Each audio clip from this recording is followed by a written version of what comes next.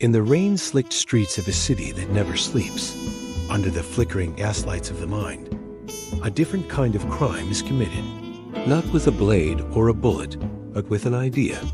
An idea so sharp, so precise, it can sever a man from his own soul.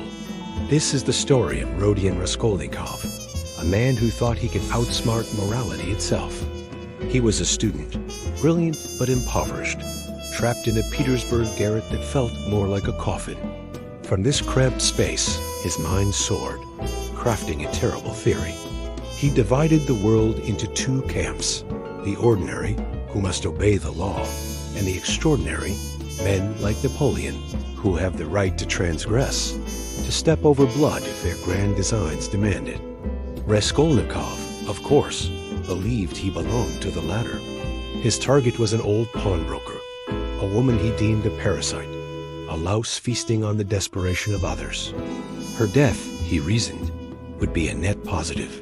He could use her money to launch his own great career, to lift his family from poverty, to perform 1,000 good deeds that would far outweigh this one small bloody act. It was a perfect equation, a masterpiece of utilitarian logic. He wasn't just committing a murder, he was testing a hypothesis. Was he an extraordinary man, or just another trembling creature? The act itself was clumsy, a brutal, chaotic mess. He brought down the axe, not once, but twice. Then, a witness, the pawnbroker's gentle sister, stumbled upon the scene. Logic demanded her silence, so the axe fell again. 2 lives extinguished, not for passion, not for greed in the typical sense, but for the sake of a philosophical proof. He had stepped over the line, but instead of feeling the triumph of a Napoleon, he was plunged into a feverish delirium. This is the suicide of logic. Raskolnikov's crime wasn't just against 2 women. It was against his own humanity. His intellect, his greatest pride, had built a flawless cage, but his heart, his conscience, his very nerves refused to be imprisoned within it. He was haunted, not by ghosts, but by the irrefutable, illogical reality of his own guilt. Every knock on the door, every sideways glance from a stranger, became a phantom of accusation. The perfect crime had unraveled into the perfect torment. He wandered the city, a ghost among the living, drawn to the very people who could expose him.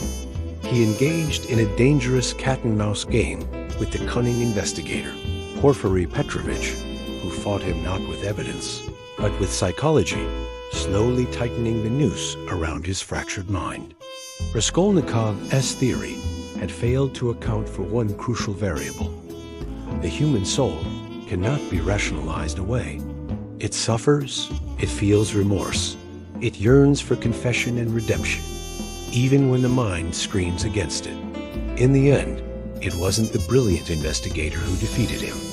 It was Sonia, a young woman forced into prostitution to support her family, a figure of pure, irrational love and faith. She saw not a monster, but a deeply unhappy man. His salvation lay not in proving he was extraordinary, but in accepting his ordinary shared humanity in suffering, in penance, and ultimately, in love. Raskolnikov's journey teaches us a chilling lesson. You can be right. You can have the most compelling argument in the world, but if that argument costs you your soul, you have already lost. The coldest, most terrifying prison is the one we build for ourselves with the bricks of pure reason.